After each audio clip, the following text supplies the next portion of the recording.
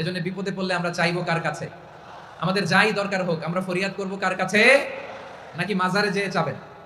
মাজারে যেয়ে চাবেন? অনেকে তো মাজারে যেয়ে কপাল খসে, আছে না নাই? মাজারে যেয়ে সন্তান চায়, আছে? এই এলাকায় নেই, এলাকার লোকদের আকীদা খালিস আমি জানি। মাজারে যেয়ে কপাল খসে আর সন্তান চায়। আচ্ছা, মাজারে গেলে সন্তান পাওয়া যায়? আচ্ছা, মাজারে না গেলে যদি বাচ্চা না হতো, গরু ছাগলের যে বাচ্চা হয় ওরা কোন মাজারে মানত করে বলেন? কথা কি বুঝতেছেন? এই যে প্রতি বছর গরু ছাগল ভেড়া এগুলো যে বাচ্চা দেয়, এরা কোন মাজারে যে মানত করে? এজন্য চাইতে হবে একজনের কাছে, তিনি কে? আমার প্রিয় পটুয়াখালীবাসী, মাজার জিয়ারত করা সুন্নাহ। আমরা মাজার জিয়ারত করব, আল্লাহ ওয়ালাদের কবরে যাব, আমরা সেখানে যে সালাম দিব, দোয়া করব, নিজের জন্য করব, কবরে শুয়ে থাকা মাইয়িতের জন্য করব, পুরো মুসলিম উম্মার জন্য করব। কিন্তু কবরে যিনি শুয়ে আছে ওই বাবার কাছে সন্তান চাওয়া যাবে? চাকরি চাওয়া যাবে? সফলতা চাওয়া যাবে? সফলতা দেয় কে? সবাই বলেন নাই, আওয়াজ করে বলেন, সফলতা দেওয়ার মালিক কে? একথাই রব্বুল আলামিন বলেন, ওয়া ইয়ামসাসকাল্লাহু বিদুররিন ফালা কাশিফা লাহু ইল্লা হু ওয়া ইয়ুরিদকা বিখাইরিন ফালা রাদ্দা লিফাদলি ইউসিবু বিহি মান ইয়াশাউ মিন ইবাদিহি ওয়া হুয়াল গফুরুর রহিম। আল্লাহু আকবার। আল্লাহ বললেন, ওয়া ইয়ামসাসকাল্লাহু বিদুররিন ফালা কাশিফা লাহু ইল্লা হু। আল্লাহ যদি তোমাকে কোনো বিপদ স্পর্শ করায়, আল্লাহ যদি তোমারে কোনো বিপদে ফেলে দেয়, ওই বিপদ থেকে উদ্ধার করার তিনি ছাড়া আর কেউ নাই। জোরে বলেন ঠিক কিনা? তিনি যদি কোনো বিপদে ফেলেন, তিনি ছাড়া বিপদ থেকে উদ্ধার করার কেউ নাই। আর তিনি যদি তোমার প্রতি কোনো অনুগ্রহ করতে চান, ওই অনুগ্রহ ঠেকিয়ে দেওয়ার ক্ষমতাও কারো নাই। আল্লাহ যদি আপনার সফলতা দিতে চায়, পৃথিবীর কোনো শক্তি ওই সফলতাকে থামাতে পারে? এজন্য আল্লাহ বললেন, খবরদার, চিন্তা রাখিদা খালিস করে নাও। আল্লাহ বিপদে ফেললে বিপদ থেকে উদ্ধার করার কেউ থাকে না। আর আল্লাহ যদি তোমার প্রতি দয়া দেখাতে চান, অনুগ্রহ করতে চান, ওই অনুগ্রহকে প্রতিরোধ করার মতো ক্ষমতা কারো নাই। তিনি তার বান্দাদের মধ্য থেকে যাকে ইচ্ছা তাকে দেন, যত ইচ্ছা তত দেন। তিনি ক্ষমাশীল, তিনি মেহেরবান। সুবহানাল্লাহ। তিনি ক্ষমাশীল, তিনি মেহেরবান। তাহলে এই আয়াত থেকে আমরা বুঝতে পারলাম, আমরা যদি বিপদে পড়ি আমাদেরকে কেউ বাঁচাতে পারে না। আমার বাবা আমারে বাঁচাতে পারে? হ্যাঁ? আমার মা আমাকে বাঁচাতে পারে? আমার বন্ধু আমারে বাঁচাতে পারে? আমার দলের কর্মী আমাকে বাঁচাতে পারে? আমার পীর সাহেব আমারে বাঁচাতে পারে? আমার পটুয়াখালীর ভাইয়েরা খেয়াল রাখবেন, বাঁচাতে পারে এক মহান সত্তা, উদ্ধার করতে পারে এক মহান সত্তা। চিৎকার করে বলুন, তিনি কে? আবার আল্লাহ বললেন, আম্মাই ইউজিবুল মুদতাররা ইযা দাআহু ওয়া ইয়াকশিফুস সুআ ওয়া ইয়াজআলুকুম খুলাফাআল আরদ আইলাহুম মা'আল্লাহ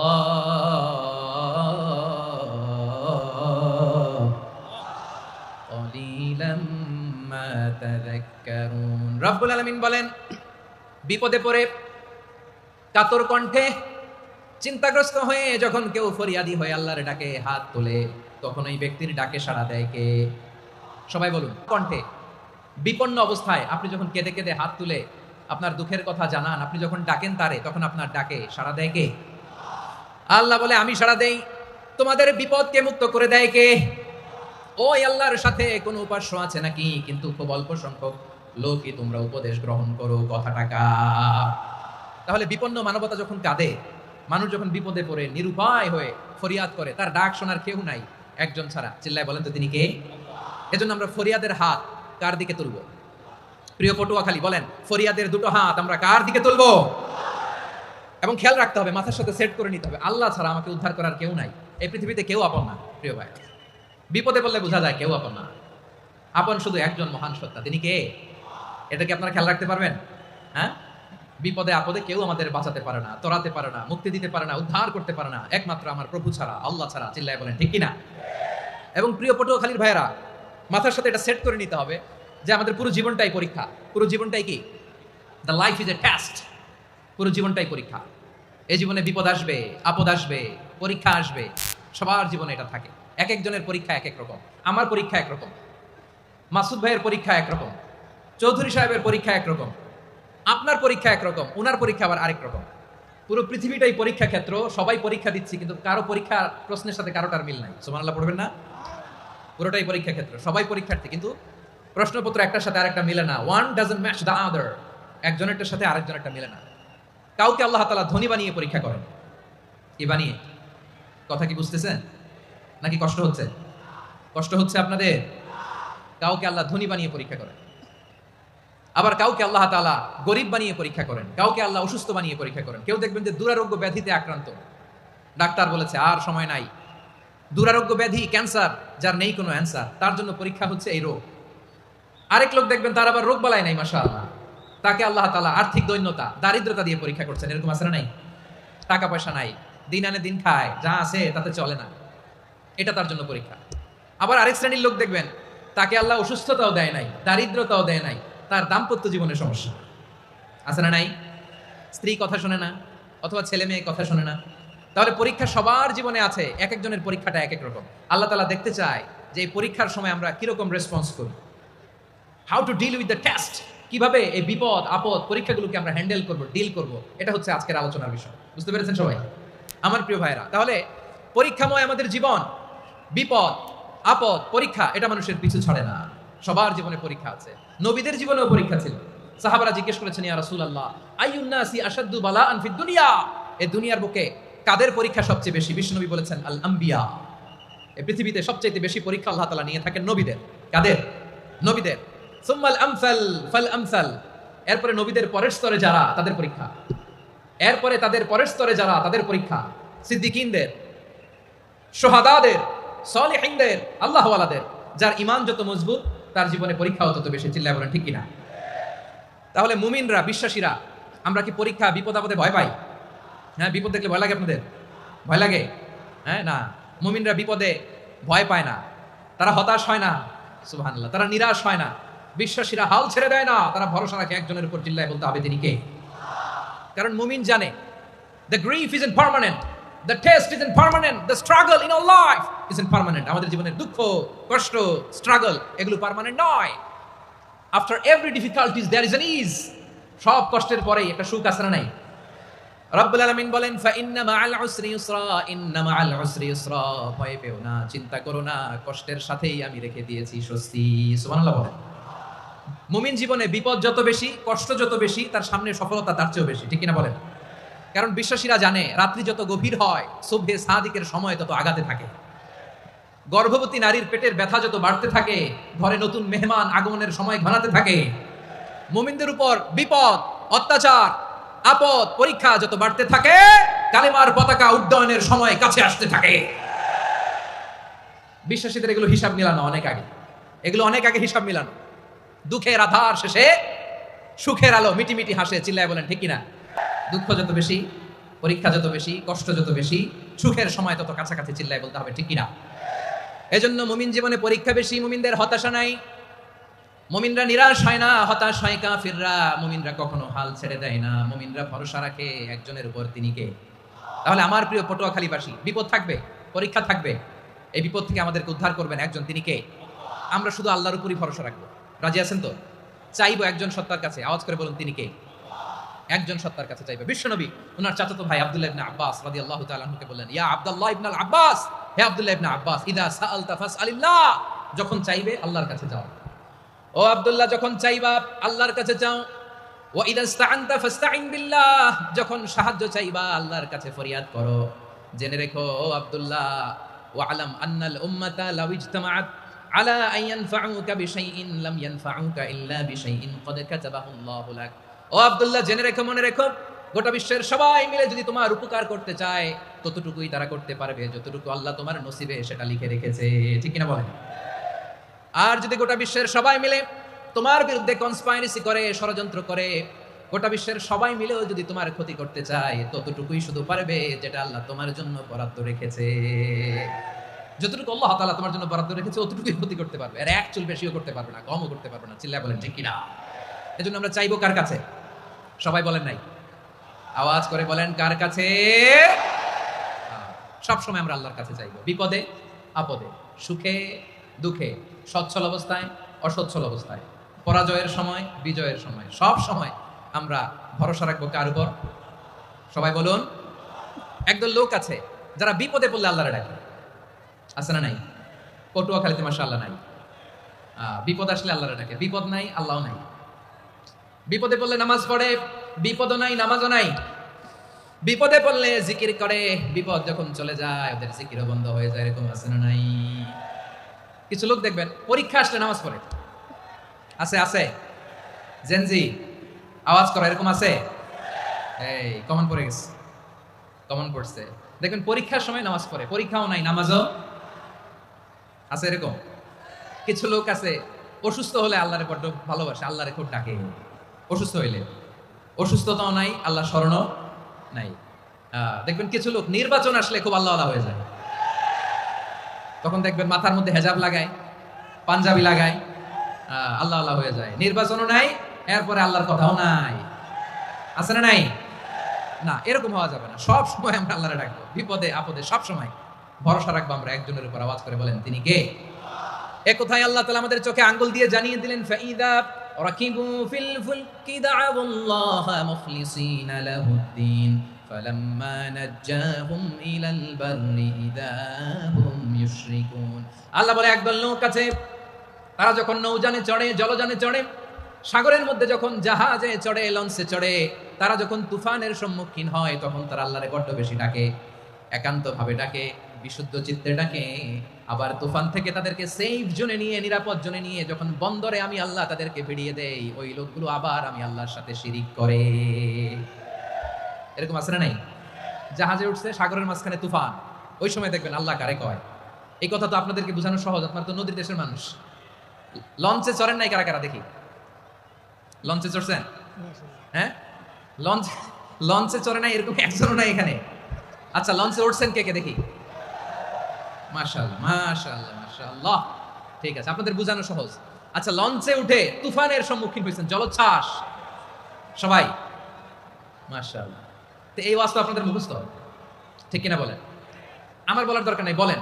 মাঝ নদী, তুফান, জলোচ্ছ্বাস, জলের মধ্যে উচ্ছ্বাস, ঢেউ, টর্নেডো, সাইক্লোন, মেঘের ঘনঘটা, পরিবেশ ঘুটঘুটে অন্ধকার, লঞ্চ একবার এদিকে আরেকবার ওইদিকে, ভিতরে কি অবস্থা হয় বলেন তো? হ্যাঁ, তখন মুসলিম আল্লাহরে ডাকে, হিন্দু আল্লাহরে ডাকে, ঠিক কিনা বলেন? আস্তিক আল্লাহরে ডাকে, নাস্তিক আল্লাহরে ডাকে, ঠিক কিনা? লঞ্চের ভেতর, স্টিমারের ভেতর কান্নারের রোল পড়ে যায়, চিৎকারের রোল পড়ে যায়, সবার মুখ দিয়ে শুধু একটা আওয়াজ, লা ইলাহা লা ইলাহা লা ইলাহা সুবহানাল্লাহ আলহামদুলিল্লাহ লা ইলাহা। আল্লাহ নামের জিকির করবে যারা, আল্লাহর কাছে প্রিয় তারা, আল্লাহর কাছে প্রিয় যারা, জান্নাতে প্রবেশ করবে তারা। জোরে লা ইলাহা লা ইলাহা ইল্লাল্লাহ লা ইলাহা ইল্লাল্লাহ মুহাম্মাদুর রাসূলুল্লাহ সাল্লাল্লাহু আলাইহি ওয়াসাল্লাম। আমার প্রিয় পটুয়াখালীবাসী, তাহলে লঞ্চের ভেতরে যখন আমরা তুফানের মধ্যে পড়ি, তখন সবাই মিলে আমরা একটা নামের জিকির করি। নামটা কার? মুসলমানেরাও ডাকে, হিন্দুরাও ডাকে, আস্তিকও ডাকে, নাস্তিকও ডাকে, সবাই ডাকে একজনকে, তিনি কে? আবার দেখবেন ওই আল্লাহ তুফানের পরে, ঝড়ের পরে ওই লঞ্চটাকে যখন সদর ঘাটে ফিরিয়ে দেয়, আবার আমরা নাফরমানি শুরু করে দেই। সে কথাই আল্লাহ বললেন, ফাইদা রাকিবু ফিল ফুলকি দা'আউল্লাহা মুখলিসিনা লাহুদ্দিন ফালাম্মা নাজ্জাহুম ইলাল বাররি ইযা হুম ইউশরিকুন। সাগরে যখন তুফানে পড়ে আমি আল্লাহর ডাকে, আবার আমি আল্লাহ যখন বাঁচিয়ে দেই, আবার আমি আল্লাহর সাথে শিরিক শুরু করে। আমরা কি এরকম হতে চাই নাকি? এরকম করবেন? হ্যাঁ না, আমরা তুফানে পড়লেও আল্লাহরে ডাকি, আবার বাঁচায় দেওয়ার পরেও ডাকি কারে? আল্লাহকেই ডাকি। বিমানের মধ্যে মাঝে মাঝে দেখবেন যে এয়ার টার্বুলেন্স হয়, জানেন? এয়ার টার্বুলেন্স জানেন তো? মাঝে মাঝে বিমানটা বাউন্সিং করে, বাম্পি, ভেরি বাম্পি ওয়েদার। শুনেন নাই? 40,000 ফিট উপরে যখন থাকে, তখন পাইলট মাঝে মাঝে বলে, dear passengers, ladies and gentleman, right now we are flying 40,000 feet above the ground and we are passing very air turbulence, very heavy air turbulence right now. Please fasten your seat belt. দেখবেন মাঝে মাঝে বলে যে, ভদ্র মহিলা, ভদ্র মহোদয়গণ, আমরা 40,000 ফিট উপর দিয়ে যাচ্ছি আর এয়ার টার্বুলেন্স ফেস করছি, মেহেরবানি করে আল্লাহর রাস্তায় সিট বেল্ট বাঁধুন। তখন বিমানটা এরকম বাউন্সিং করে, শেকিং করে। আপনারা মুখোমুখি হয়েছেন? ইদানিং এই এয়ার টার্বুলেন্স বেড়ে গিয়েছে। গত বছর আমার ইন্টারন্যাশনাল অনেকগুলো ফ্লাইট ছিল, তো আমি দেখলাম যে আগের ফ্লাইটগুলোর তুলনায় এখন এয়ার টার্বুলেন্স খুব বেশি। আমি একটু রিসার্চ করে দেখলাম ক্লাইমেট চেঞ্জের কারণে, জলবায়ু পরিবর্তনের কারণে আকাশের বাতাসের মুভমেন্টে পরিবর্তন হয়েছে, ফলে এখন বিমান শেকিং করে বেশি, বাউন্সিং, বাম্পি ওয়েদার। তো বলেন তো 40,000 ফিট উপরে যখন আপনি, কয় হাজার ফিট, সবাই বলুন কয় হাজার ফিট, 40,000 ফিট উপরে যখন আপনি, তখন যখন বিমানটা এরকম বাউন্সিং করে, সবাই যখন ভমিটিং করে বিমান নষ্ট করে দেয়, বমি করে, তখন বাঁচানোর কে আছে আল্লাহ ছাড়া? কেউ আছে?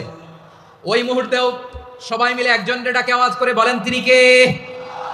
মাঝে মাঝে কিছু সোশ্যাল মিডিয়ায় কিছু ভিডিও পাওয়া যায় যে হেভি যখন এয়ার টার্বুলেন্স হয়, 10 সেকেন্ড 15 সেকেন্ডের কিছু ভিডিও পাওয়া যায়, বিমানটা এরকম বাউন্সিং করছে, বাম্পি ওয়েদার, কাঁপছে, মানুষগুলো বমি করছে, অক্সিজেন মাসগুলো সব ঝুলে পড়েছে, বিমানটা শুধু কাঁপছে। তখন দেখবেন বিমানের ভেতরেও এরকম লঞ্চের মতো চিৎকার আছে না নাই? বিমানের ভেতরেও তখন চিৎকার। গত বছর হিথ্রো এয়ারপোর্ট থেকে সিঙ্গাপুর এয়ারলাইন্সের একটা ফ্লাইট, হিথ্রো টু চাঙ্গি, একটা ফ্লাইটে এমন বেশি এয়ার টার্বুলেন্সের শিকার হয়েছিল ওই এয়ারক্রাফটটা, 33 জন যাত্রী সেখানে আহত হয়েছে, একজন যাত্রী নিহত হয়েছে। কেবিন ক্রুজ, এয়ার হোস্টেস যারা আছে, একজনের নাক ফেটে, চোখ ফেটে, কপাল ফেটে, ব্লিডিং হয়ে শয়লা। প্রিয় ভাইরা, 40,000 ফিট উপরে বিমানটা যখন কাঁপবে, তখন আমাদেরকে আল্লাহ ছাড়া আর কেউ বাঁচানোর আছে? এত আসতে বললে হবে? ওই কঠিন মুহূর্তে আমার বাবা আমারে বাঁচাতে পারে, আমার বন্ধু আমারে বাঁচাতে পারে, এই গ্রাউন্ডে জমিনের বুকে আমার প্রোটোকল, আমার ক্ষমতা, আমার দাম্ভিকতা কোনো কিছু আমারে বাঁচাতে পারে? একজন ছাড়া, চিল্লায় বলতে হবে তিনি কে? সে আল্লাহ বললেন, গোলাম আমি বিপদের সময় ঠিকই তোমাদের বাঁচিয়ে দেই। ওই বিমানের ভেতরে 40,000 ফিট উপরে যখন তোমরা এয়ার টার্বুলেন্সের শিকার হও, তখন নাস্তিকও আল্লাহরে ডাকে, হিন্দু আল্লাহরে ডাকে, জোরে বলেন ঠিক কিনা? আবার বিমানটা যখন শান্ত হয়ে যায়, একটু পরেই বিমানের স্ক্রিনের মধ্যে হিন্দি সিনেমা খোঁজে। বিমানের স্ক্রিনে কিন্তু বিশাল ওখানে আফলাম ফিল্মের একেবারে বোঝাই করা। বিমানটা শান্ত হলে আবার হিন্দি সিনেমা দেখা শুরু করে। একটু আগে ডাকছিল কারে কারে? দেখবেন বাংলাদেশে আমাদের ক্রিকেটাররা যখন অন্য কোনো দেশের সাথে খেলে, অনেক সময় এমন হয় বল বাকি একটা, রান দরকার 6টা। বল বাকি কয়টা? পটুয়াখালী বোঝে নাই বোধহয়। বল বাকি কয়টা? রান দরকার। আপনি দেখবেন ক্যামেরাম্যান তখন গ্যালারিতে খালি দেখায় দর্শকদের যে কি অস্থিরতা। হিপ হপ স্টাইলের মেয়েটা, যে মেয়েটার ওড়না এতক্ষণ ছিল গলায়, এতক্ষণ কইছিল, ওই মেয়েটা দেখবেন ওড়নাটা টেনে মাথায় দিয়ে এরকম মুনাজাত ধরতেছে, আল্লাহ আল্লাহ, একটা সক্কা, আল্লাহ আল্লাহ, আমার লাল সবুজের পতাকারে তুমি অপমানিত কইরো না আল্লাহ, ইন্ডিয়ার সাথে আমাদের খেলা, আল্লাহ আল্লাহ, একটা সক্কা, একটা। পুরো পুরো খেলা জুড়ে এই মেয়ের ওড়না ছিল গলায়, কিন্তু যখন 1 বলে 6 রান দরকার, ওড়না চলে আসছে কোথায়? মাথায়। আবার মুনাজাত আছে না নাই? ঠিকই বাংলাদেশের দামাল ছেলে এমন এক শট মারলো, বল চলে গেল স্টেডিয়ামের বাইরে, ছক্কা, জিতে গেলাম আমরা।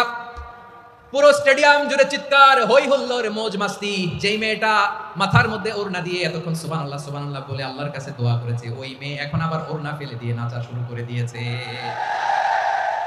তাহলে আল্লাহর ভয়, আল্লাহর প্রতি আস্থা, বিশ্বাস, ভালোবাসা, এটা কি ক্ষণিকের জন্য? মানে আমার যখন লাগবে তখন আল্লাহর ইউজ করবো নাকি?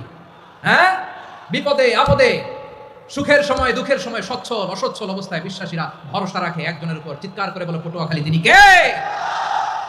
সে আল্লাহ বললেন, গোলাম মনে করো না জাহাজ থেকে সদরঘাটে ভিড়িয়ে দিলাম, তুমি নিরাপদ হয়ে গেছো। মনে করো না 40,000 ফিট থেকে সেফ ল্যান্ডিং এর পরে এয়ারপোর্টে নেমে গেলেই তুমি নিরাপদ হয়ে গেছো। ও মিয়া, বিপদ কি শুধু সাগরে আর আকাশে? ঘরের বিপদও, ঘরের ভেতরও বিপদ আসতে পারে কি পারে না? এজন্য সূরা মুলক আল্লাহ বললেন, আমিনতুম মান ফিস সামাই আই ইয়াখসিফা বিকুমুল আরদা ফাইদা হিয়া তামুর। তোমরা কি ভাবছো তোমরা নিরাপদ? সাগরের মধ্যে তুফান, আল্লাহ আল্লাহ ডাকলাম, সদরঘাটে যেয়ে পড়ছি, পাইছে গেছেন তো আপনি? আর পাবে আপনারে আল্লাহ? আল্লাহরে তো সাগরের মাঝখানে তো আল্লাহ আপনারে পাইছিল, আর তো পাবে না। আর পাবে আপনারে? আর আল্লাহ ধরতে পারবে আপনারে? ঘরের ভেতরও বিপদ দিয়ে আটকাতে পারে কে? 5 স্টার 7 স্টার হোটেলের ভেতরেও আমাকে বিপদের মধ্যে ফেলে দিতে পারেন কে? আল্লাহ বললেন, তোমরা কি ভেবেছো তোমরা নিরাপদ? আমি চাইলে ল্যান্ডস্লাইডস, ভূমি ধস দিয়ে 1 লক্ষ এক মুহূর্তে নিয়ে যেতে পারি। এক সুনামি দিয়ে থাপ্পড় মেরে 3 লক্ষ সাগরের ভেতরে ঢুকাই দিতে পারি, 1 সেকেন্ডও লাগে না আমার। আম আমিনতুম মান ফিস সামাই আন ইউরসিলা আলাইকুম হাসিবা ফাসাতা'লামুনা কাইফা নাযীর। আল্লাহ চাইলে আকাশ থেকে পাথর বৃষ্টি নাজিল করতে পারেন কি পারেন না? এই মুহূর্তে এখানে ভূমিকম্প দিতে পারেন কি পারেন না? আচ্ছা, ভূমিকম্প যখন হয় আমাদের কারো হুঁশ থাকে? আপনি মনে করছেন আমরা সাধারণ মানুষ, আমরা দৌড় দেই, আর প্রেসিডেন্ট প্রধানমন্ত্রী ওনার বুঝি খাটে শুয়ে থাকে? কথা বুঝে নাই বোধহয়। ভূমিকম্প, আর্থকোয়েক যদি হয়, বাঁচার জন্য আমরা কি করি? হয় খাটের তলায়, ডাইনিং টেবিলের নিচে, উপরে শক্ত কিছু আছে এটার নিচে, অথবা ঘর তুইয়া দেও দৌড়। তো প্রধানমন্ত্রী উনি কি করে, প্রেসিডেন্ট উনি কি করে, হ্যাঁ উনি খাটের মধ্যে যে শুয়ে থাকে নাকি, উনিও দৌড়, সাধারণ মানুষও দৌড়, প্রধানমন্ত্রীও দৌড়, বাড়িওয়ালাও দৌড়, ভাড়াটিয়াও দৌড়, সবাই দৌড়। নাকি ভাড়াটিয়ারা বাড়ি থইয়া দৌড়, বাড়িওয়ালারা আর বেরোয় না, এরকম না। তাহলে যে কোনো মুহূর্তে ভূমিকম্প দিয়ে নাস্তানাবুদ করতে পারে কে? আমার প্রিয় ভাইয়েরা, আমরা নিরাপদ নই, আমরা তার দয়ায় বেঁচে আছি। কার দয়ায়? এজন্য আল্লাহ বললেন, গোলাম যে কোনো মুহূর্তে বিপদ দিয়ে তোমাদেরকে নাস্তানাবুদ করতে পারি। বিশ্বাসী বলে যদি নিজেকে দাবি করো, সব সময় ডাকতে হবে একজন সত্তাকে, বলেন তিনি কে? এই কথা ক্লিয়ার? এই সবগুলো উদাহরণ শেষে সবার কাছে ক্লিয়ার হয়েছে না যে বিপদ থেকে, আপদ থেকে, পরীক্ষা থেকে, ক্যালামিটি থেকে আমাদেরকে কেউ বাঁচাতে পারে না একজন সত্তা ছাড়া। আবারও বলেন তো তিনি কে? ক্লিয়ার? হ্যাঁ, সবাই বুঝতে পারছেন? আচ্ছা, এবার আমরা দেখি বিষ্ণু ইসা ইসলামের জীবনে বিপদ আপদ ছিল কিনা, উনি বিপদ আসলে কিভাবে ডিল করতেন, বিপদ আসলে কোন দোয়া পড়তে হয়, কিভাবে ফরিয়াদের হাত উত্তোলন করতে হয়, কিভাবে রবের দরবারে নতজানু হয়ে ফরিয়াদ করতে হয়, এটা জানার দরকার আছে না নাই? আসলে আমরা বিষ্ণুনবীর জীবনী থেকে দেখি বিপদ আসলে উনি কি করতেন। বিপদ আসলেই প্রথমে বিষ্ণু ইসা ইসলাম একটা দোয়া পড়তেন। কি পড়তেন? তিনি পড়তেন ইন্না লিল্লাহি ওয়া ইন্না ইলাইহি রাজিউন। নিশ্চয় আমরা আল্লাহর জন্য, নিশ্চয় আমরা কার দিকে ফিরবো ভাই? আবার কার দিকে ফিরবো? আওয়াজ করে বলুন তো, আমরা এসেছি কার কাছ থেকে, আবারও ফিরে যাব কার কাছে? এজন্য বিষ্ণু পড়ছেন ইন্না লিল্লাহি ওয়া ইন্না ইলাইহি রাজিউন। নিশ্চয় আল্লাহর জন্য, ওই আল্লাহর দিকেই আমরা ফিরে যাব। তারপরে বিষ্ণু পড়তেন আল্লাহুম্মা আজুরনি ফি মুসিবাতি ওয়াখলুফ লি খায়রাম মিনহা।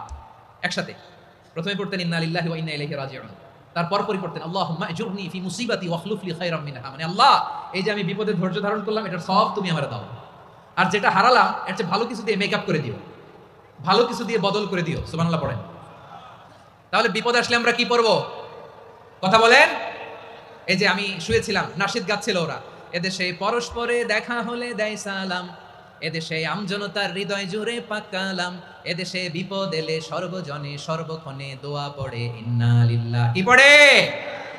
সুবহানাল্লাহ সুবহানাল্লাহ সুবহানাল্লাহ সুবহানাল্লাহ। এদেশে আজান শুনে সূর্য ওঠে শহর গ্রামে, এদেশে আজান শুনে সূর্য ডুবে সন্ধ্যা নামে, এদেশে সকল কাজে সবাই বলে বিসমিল্লাহ, এদেশে ভালো কিছু দেখে শুনে হাসি মুখে সবাই বলে মাশাআল্লাহ। সুবহানাল্লাহ পড়েন।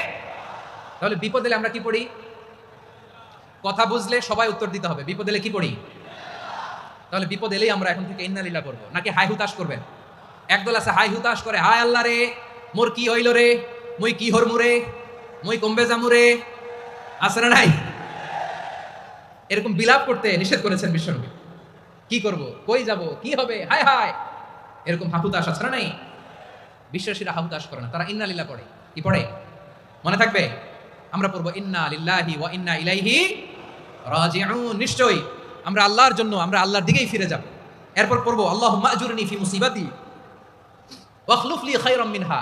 আল্লাহ, আমি যে বিপদে ধৈর্য ধারণ করলাম এটার সওয়াব দিও, আর যা হারালাম তার চেয়ে ভালো কিছু দিয়ে বদল করে দিও। সুবহানাল্লাহ পড়েন। বিশ্বনবীর হাদিস শুনলেন উম্মে সালামা রাদিয়াল্লাহু তাআলা আনহা। ওনার স্বামী হলো আবু সালামা। মজার ঘটনা খেয়াল করে শুনেন আমার প্রিয় কলিজার টুকরা ভাইয়েরা। কানগুলো খরগোশের কানের মতো খাড়া করে আমার দিকে তাকান। সাইয়্যিদাতুনা উম্মে সালামা রাদিয়াল্লাহু তাআলা আনহা, ওনার স্বামীর নাম আবু সালামা। শ্রেষ্ঠ দম্পতি, শ্রেষ্ঠ ফ্যামিলি। প্রথমে হিজরত করেছিলেন হাবাসায়, পরে হিজরত করেছেন মদিনায়। উহুদ যুদ্ধের পরে ওনার স্বামী আবু সালামা ইন্তেকাল করলো, শহীদ হলো। সুবহানাল্লাহ পড়েন।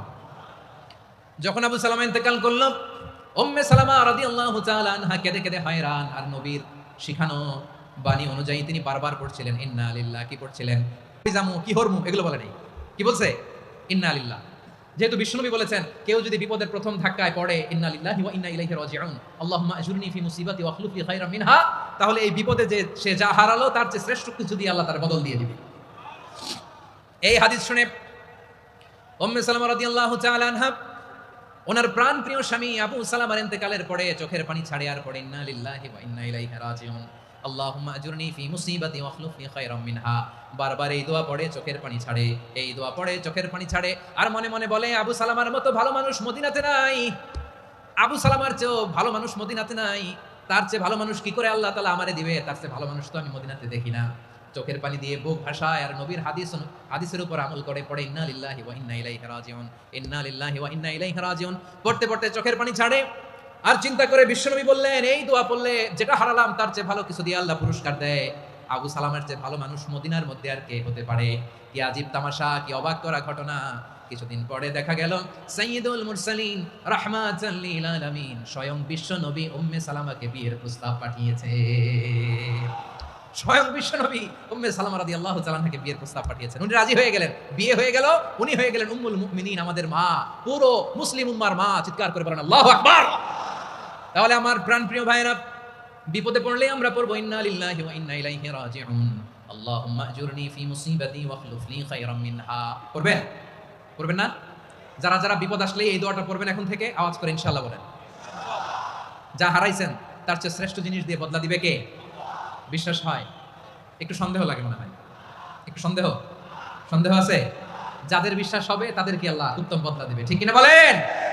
তাহলে বিপদে পড়লেই প্রথমে আমরা এটা পড়বো। দোয়াগুলো যদি এখন মুখস্থ না হয়, এই যে রেকর্ডিং হচ্ছে, পেয়ে যাবেন, কালকেই পেয়ে যাবেন। শুনে শুনে মুখস্থ করবেন। আমার মায়েরা, আমার বোনেরা, আপনাদের জন্য 3টি মাঠের অ্যারেঞ্জমেন্ট করা হয়েছে, আমি জানি। আপনারা এই দোয়াগুলো পড়বেন, আপনার স্বামীকে শেখাবেন, সন্তানকে শেখাবেন, আপনার পুরো পরিবারটাকে জান্নাতের টুকরো বানিয়ে দিবে কে? তাহলে বিপদ আসলে প্রথমে কি পড়তে হবে এটা জেনে গেলাম। এরপরে বিপদ আসলে নিজেকে কি করে আল্লাহর কাছে সঁপে দিতে হয় এটাও জানার দরকার আছে না নাই? বিপদে প্রথমে ইন্নালিল্লাহ করলাম, ধৈর্য ধারণ করলাম, বিপদ থেকে উদ্ধারের সর্বোচ্চ চেষ্টা করলাম। আমার কাজ যখন শেষ, তখন আমি আমার এই বিষয়টা আল্লাহর কাছে সঁপে দিই। কার কাছে সোপর্দ করব? কার কাছে? বিপদে বললে কেমন করে নিজেকে আল্লাহর কাছে সঁপে দিতে হয়, আসুন সাইয়েদনা ইব্রাহিম আলাইহিস সালামের জীবনী থেকে জানি। আল্লাহর খলিল ইব্রাহিম আলাইহিস সালাম আমাদের মতো সমাজ ব্যবস্থা পায় নাই। আমরা জন্মের পরে আমাদের কানের ভেতরে আজান দিয়েছে কে? একামত দিয়েছে কে? আমাদের বাপদাদারা আমাদের কানে আজান দিয়েছে কি দেয় নাই? আমাদের জন্মের পরেই তো আজান, একামত, বাড়ির পাশে মসজিদ, প্রতিদিন আজান, জুমার খুতবা, প্রতি মাসে মাসে তাফসিরুল কোরআন মাহফিল, মসজিদ, মিনারা, অভাব নাই, ঠিক কিনা বলেন? আপনি যেই সুন্দর ইসলামিক এনভায়রনমেন্ট পেয়েছেন, আমাদের ইব্রাহিম খলিল উনিও কি এরকম পেয়েছিলেন? হ্যাঁ, উনি জন্মের পর পরে ওনার কানে আজান দিয়েছে কেউ? আমার প্রিয় ভাইরা, আগা গোড়া একটা শিরকি পরিবেশ উনি জন্মগ্রহণ করেছেন। উনি ছাড়া ওই তল্লাটে একজনও আল্লাহর উপর বিশ্বাসী নাই। কল্পনা করতে পারেন? গোটা তল্লাটে, গোটা দেশে বিশ্বাসী মুমিন, আল্লাহর উপর বিশ্বাস স্থাপনকারী কয়জন? সবাই বলেন কয়জন? বাকি সব মুশরিক। বাকি সব মুশরিক নিজের সাথে নিজে শক্ত বোঝাপড়া করে, অ্যানালজি করে, সেলফ কনভারসেশন করে উনি মহা সত্যের সন্ধান পেয়েছেন। উনি আকাশের তারা দেখে ভাবে মনে হয় এটাই আমার খোদা, পরে দেখে তারা নাই, মনে মনে বলে না তাইলে এটা না। আবার চাঁদ দেখে বলে চাঁদটা বড় মায়া লাগে, মনে হয় এটাই আমার রব, পরে দেখে চাঁদও নাই, কয় না এটা না। এরপরে দ্বিপ্রহরের জলজলে সূর্যটা খাঁ খাঁ করে গোটা পৃথিবীটারে রৌদ্র দিয়ে তাতিয়ে রাখে। তিনি ভাবলেন মনে হয় এটাই আমার রব, কারণ এটাই তো সবচেয়ে বড়। কিন্তু বিকেল বেলা ওই সূর্যটাও যখন চলে যায়, সাইয়েদনা ইব্রাহিম বলে না এটাও তো নাই, আমার খোদা যদি আমারে ছেড়ে চলে যায়, বিপদে পড়লে আমারে উদ্ধার করবে কে? এভাবে নিজের সাথে অ্যানালজি, সেলফ কনভারসেশন করতে করতে করতে তিনি মহা সত্যের সন্ধান পেয়েছেন। সুবহানাল্লাহ। সব শেষে তিনি ডিসিশন নিয়ে ঘোষণা দিলেন, ইন্নী ওয়াজ্জাহতু ওয়াজহিয়া লিল্লাযী ফাতারাস সামাওয়াতি ওয়াল আরদা হানিফান ওয়া মা আনা মিনাল মুশরিকিন। নিশ্চয় আমি এমন সত্তার দিকে মনোনিবেশ করলাম, মুখাপেক্ষী হলাম, যিনি আকাশ বানিয়েছেন, জমিন বানিয়েছেন, আমি মুশরিক নই। সুবহানাল্লাহ। পারতেন? আপনি পারতেন? কেউ নাই, লক্ষ লক্ষ মুশরিক, আপনি একা। ওনার মতো এরকম বিচক্ষণতা দিয়ে আল্লাহরে খুঁজে পাইতে পারতেন আপনি? কি নবী ছিল, আল্লাহকে খুঁজে পেয়েছে। যখন আল্লাহর ইবাদত শুরু করলো, এই কথা ছড়ায় পড়লো চারদিকে। নমরুদ সাইয়েদনা ইব্রাহিমকে ডেকে পাঠালেন। নমরুদ বলে, ইব্রাহিম তুমি নাকি মূর্তির পূজা না করে কোন নতুন রবের ইবাদত করো, কে তোমার রব? সাইয়েদনা ইব্রাহিম বললেন, রব্বি আল্লাযী ইউহয়ী ওয়া ইউমীত, আমি এমন রবের ইবাদত করি যিনি জীবন দেন, যিনি মৃত্যু দেন। নমরুদ বলে, তাই নাকি? তোমার রব জীবন দেয়, মৃত্যু দেয়? আর এটা তো আমি দেই, আমিও তো জীবন দেই, আমিও তো মৃত্যু দেই। সাইয়েদনা ইব্রাহিম বললেন, কেমন করে তুমি জীবন দাও, মৃত্যু দাও, একটু দেখাও তো। নমরুদ জেলখানা থেকে দুজন কয়েদিকে ডেকে আনলো। কয়েদি এনে অর্ডার করলো, একটাকে এখনই শিরোচ্ছেদ, হেড অফ, ডেথ পেনাল্টি, মৃত্যুদণ্ড দেওয়া হলো, ফিনকি দিয়ে রক্ত বেরোলো। নমরুদ বলে, দেখো দুজনকে ধরে আনলাম, একজন কয়েদিকে দিলাম ডেথ পেনাল্টি, মৃত্যুদণ্ড, ওরে মৃত্যু দিলাম। আরেকজন যে দাঁড়িয়ে আছে, চাইলে ওরেও আমি মৃত্যুদণ্ড দিতে পারি, কিন্তু না, ওরে আমি দিব না, ওরে আমি বাঁচাইয়া দিলাম, ছেড়ে দিলাম, মানে জীবন দিলাম। দেখো ইব্রাহিম, তোমার চোখের সামনে একজনকে মৃত্যু দিলাম, আরেকজনকে জীবন দিলাম। আপাত দৃষ্টিতে তাই তো, একজনের তো জীবন দিল, আরেকজনের মৃত্যু দিল। সাইয়েদনা ইব্রাহিম এবার বিপাকে পড়ে গেলেন।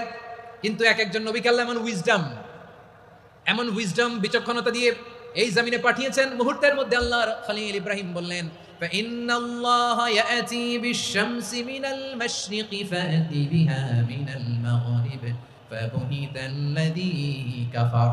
আল্লাহর খলিল ইব্রাহিম বললেন, নমরুদ বুঝলাম তুমি জীবন দাও, মৃত্যু দাও দেখলাম, কিন্তু আমার রব, আমার আল্লাহ প্রতিদিন সকালবেলা উষা লগ্নে ওই পূর্ব দিগন্ত থেকে সূর্যটাকে উদিত করেন, সাঁঝের বেলা, বিকেল বেলা, কুথুরি লগ্নে, সন্ধ্যাবেলা ওই দ্বিপ্রহরের জল জলে সূর্যটাকে পশ্চিম দিগন্তে ডুবিয়ে দেন। মানে সকালবেলা পূর্ব দিক থেকে উদিত করা সূর্যটাকে পশ্চিম দিকে বিকেলে তিনি ডুবিয়ে দেন। তুমি যদি পারো ওই সূর্যটাকে পশ্চিম দিক থেকে উদিত করে পূর্ব দিকে ডুবিয়ে দাও। সুবহানাল্লাহ পড়বেন না? দেখেন, ইনস্ট্যান্ট ইন্টেলেক্ট, মুহূর্তে বিচক্ষণতা, উইজডম কাকে বলে? নমরুদ পারবে? নমরুদের বাপ পারবে? ওর দাদা, ওর 14 গোষ্ঠী, গোটা বিশ্বের সব ক্ষমতাধর রাষ্ট্রনায়করা একসাথে হলে পারবে? বা বুহিতাল্লাযী কাফার পারে নাই, ব্যর্থ হয়েছে, এবার তেলে বেগুনে জ্বলে উঠেছে, রেগে মেগে আগুন বলে ফালকুহু ফিল জাহিম। ওর সাথে তর্ক নাই, না পেরে এবার এটা আগুনে ফেলা। বিশাল বিশাল গাছ কেটে লাকড়ি এনে আগুনের কুণ্ডলি বানানো হলো, দাও দাও দাও দাও করে আগুন জ্বলে। আল্লাহর খলিল ইব্রাহিমকে আগুনে নিক্ষেপ করা হবে। আল্লাহর খলিল সাইয়েদনা ইব্রাহিমের হাতের মধ্যে রশি দিয়ে টাইট করে বাঁধা হলো, পায়ের মধ্যেও টাইট করে রশি দিয়ে বাঁধা হলো। আল্লাহর খলিল ইব্রাহিমকে আগুনের কুণ্ডলির মধ্যে ফেলা হবে। ওমিয়া, আপনি যে বিপদের কারণে ভয় পান, হতাশ হন, এটা কোনো বিপদ ওনার বিপদের সামনে? পটুয়াখালী আওয়াজ করে বলুন, সাইয়েদনা খলিল ইব্রাহিমের সামনে, বিপদের সামনে আমাদের বিপদগুলো কোনো বিপদ? এটা কোনো বিপদই না, এটা কোনো বিপদই না। হাত পা বেঁধে টাইট করে নিক্ষেপ করা হবে, সিম্পলি ফেলা যাবে না, কারণ দাও দাও করে দ্য ব্লেজিং ফায়ার, এমন আগুনের কুণ্ডলি, কাছে যাওয়া যায় না, আগুনের উত্তাপে নিক্ষেপ করা হবে। হাতে রশি বেঁধে, পায়ে রশি বেঁধে আল্লাহর খলিল ইব্রাহিম আলাইহিস সালামকে আগুনের মধ্যে নিক্ষেপ করা হবে। আহা, এটার বলে অগ্নি পরীক্ষা। উনি অগ্নি পরীক্ষার সম্মুখীন হয়েছেন। এজন্য কঠিন পরীক্ষাকে আমরা অগ্নি পরীক্ষার সাথে তুলনা করি, ঠিক কি না? সাইয়েদনা জিবরাইল এসে বললেন, ও আল্লাহর খলিল, ওরা তো আপনার হাতও বেঁধে ফেললো, পাও বেঁধে ফেললো, নড়াচড়ার সুযোগ নাই, বলেন আমি জিবরিল ফেরেশতা আপনার জন্য কি করতে পারি? আল্লাহর খলিল ইব্রাহিম বলেন, ও জিবরাইল, তোমার কাছে আমার কোনো চাওয়া পাওয়া নাই। সুবহানাল্লাহ বলেন। তোমার কাছে বলার কিছু নাই, তোমার সাহায্যের আমার দরকার নাই। সাইয়েদনা ইব্রাহিম আলাইহিস সালামকে হাতে পায়ে রশি বেঁধে, হাত পা বাঁধা অবস্থায় জ্বলন্ত অগ্নিকুণ্ডে যখন নমরুদের দলবল নিক্ষেপ করবে, আল্লাহর খলিল কিভাবে নিজেকে আল্লাহর কাছে সঁপে দিয়েছেন, পটুয়াখালীর ভাইরা খেয়াল করে শুনুন। হাত পা বেঁধে আল্লাহর খলিলকে যখন নিক্ষেপ করা হবে, তিনি মুখ ফুটে বলে ফেললেন, হাসবুনাল্লাহু ওয়া নি'মাল ওয়াকিল। হাসবুনাল্লাহু ওয়া নি'মাল ওয়াকিল, আমার জন্য আল্লাহই যথেষ্ট,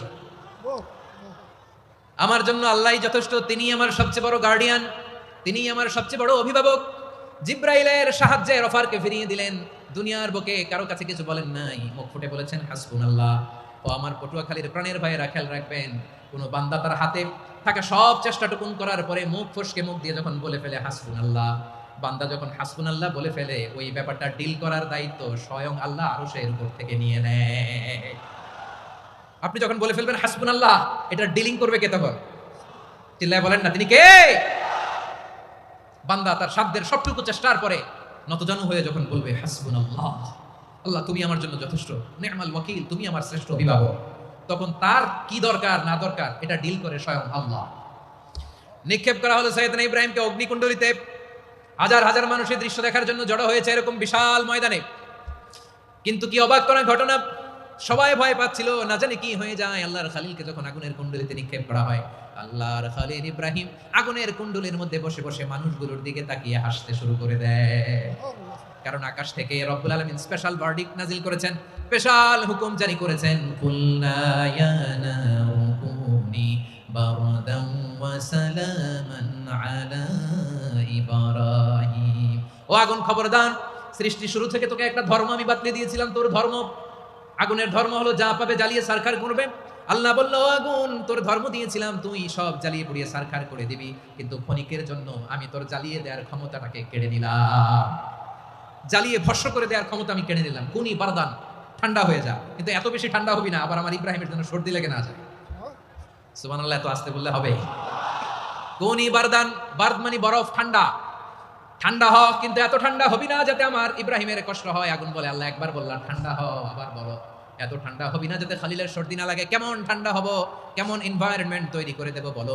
আল্লাহ বললেন, সালামান আলা ইব্রাহিম, আমার খলিল, আমার কলিজা, আমার ইব্রাহিমের জন্য তুই জান্নাতের গুল বাগিচা হয়ে যা। ও ভাই, নবী মুসার মতো ঈমান হলে রাস্তা হবে সাগর জলে, নবী ইউসুফের মতো ঈমান হলে একে একে দরজা খুলে নবী ইব্রাহিমের মতন ঈমান যদি আজও থাকে বিদ্যমান, অগ্নিকুণ্ডে দেখতে পাবে খুবসুরতে ফুল ভাগা।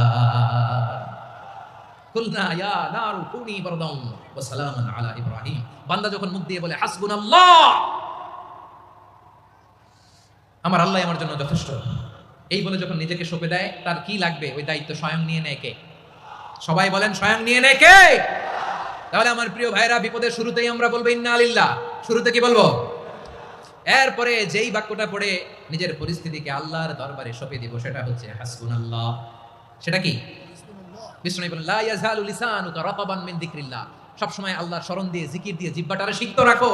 আর শয়তানু জাসিমুন আলা কলবি ইবনে আদম। শয়তান বনি আদমের কলবে খামচি মেরে বসে থাকে। ফাইদা যাকারাল্লাহ খালাসা। মানুষ যখন আল্লাহর স্মরণ করে জিকির করে, শয়তান দৌড়ে পালায়। ওয়া ইদা গাফালা ওয়াসওয়াসা। যখনই বনি আদম গাফেল হয়, তখনই শয়তান তার হৃদয়ে ওয়াসওয়াসা দেয়। এজন্য বিপদে পড়লে ইন্না লিল্লাহ, নিজের সবটুকুন করার পরে, নিজের রোল প্লে করার পরে নিজেকে আমরা কি বলে সঁপে দিব? সবাই বলেন, সবাই বলতে হবে। আরো জোরে বলে, মনে থাকবে? বিপদে পড়লে প্রথমে ইন্না লিল্লাহ, এরপরে নিজেকে যখন সঁপে দিব তখন হাসবুনাল্লাহ। এরপরে কঠিন বিপদ যদি যখন বিষ্ণুনবী পড়তেন, তখন কি করতেন? এমন বিপদ মাঝে মাঝে হয় না, দেয়ালে পিঠ থেকে যায়, চোখে মুখে অন্ধকার, কি করব দিশা খুঁজে পাই না, এরকম হয় কখনো? হ্যাঁ, আপনাদের হয়? হয় না? তো জান্নাতে আছেন আপনারা। হয় হয় এরকম হয়েছে না যে দেয়ালে পিঠ থেকে গেছে, চোখে মুখে অন্ধকার, কই যাব, কি করব, বাঁচানোর কেউ না, এরকম হয়েছে কখনো আপনাদের? যদি হয় তাইলে এটার সলিউশন বলবো, না হইলে তো এগুলো বলে লাভ নাই। হয় হয় হয় বিশ্বনবী এরকম কঠিন বিপদে পড়েছেন জীবনের কিছু কিছু মুহূর্তে। ওই মুহূর্তে বিশ্বনবী স্পেশাল দুইটা দোয়া পড়তেন। এই দোয়াগুলো আপনাদেরকে জানিয়ে দেয়। বিশ্বনবী বলেন, কঠিনতম বিপদে যখন পড়বা, দেয়ালে পিঠ থেকে যায়, চোখে মুখে অন্ধকার, বাঁচার কোনো উপায় নাই, তখন পড়বা লা ইলাহা ইল্লা আনতা সুবহানাকা ইন্নী কুনতু মিনাজ জালিমিন। আল্লাহ, তুমি ছাড়া কোনো ইলাহ নাই, তুমি পবিত্র, নিশ্চয় আমি জালিমদের অন্তর্ভুক্ত। সুবহানাল্লাহ বলেন। এই দোয়া সাইয়েদনা ইউনূস আলাইহিস সালাম পড়েছিলেন যখন মাছের পেটে ছিলেন। কিসের পেটে? এবং অনেক মুফাসসিরিন একরাম বলেছেন, অনেক আহলুল ইলমরা বলেছেন, এটা হচ্ছে ইসমে আজম। ইসমে আজম এমন দোয়া যেটা দিয়ে দোয়া করলে আল্লাহ দোয়া কবুল করে। কিন্তু এটা কোনটা, এটা নিয়ে ইখতিলাফ আছে। কোন কোন আহলুল ইলম বলেন লা ইলাহা ইল্লা আনতা সুবহানাকা ইন্নী কুনতু মিনাজ জালিমিন, এটা হচ্ছে ইসমে আজম। সাইয়েদনা ইউনূস আলাইহিস সালাম পড়েছেন। আপনারা পড়েননি? তুফান হইলে পড়েন না? আমাদের এলাকায় তো এটা খুব, এটার উপর ব্যাপক আমল আছে। পটুয়াখালীতে কি অবস্থা বলেন? পড়েন পড়েন পড়েন পড়েন। একটা গল্প শুনেছিলাম, পাক হানাদার বাহিনী যখন বাংলাদেশে অ্যাটাক করতো, ৭১ সালের ঘটনা বলতেছি, আমরা তো দেখি নাই, শুনছি আর কি। ৭১ যদি দেখতাম, এতদিনে রাজাকার হয়ে যেতাম। আল্লাহ আমাদেরকে বাঁচাই দিয়েছে, আল্লাহর মেহেরবানি, ঠিক কিনা বলেন? মন মতো হইলে মুক্তিযোদ্ধা, মন মতো না হইলে রাজাকার। কত কিছু দেখলাম এই শাহবাগের বুকে।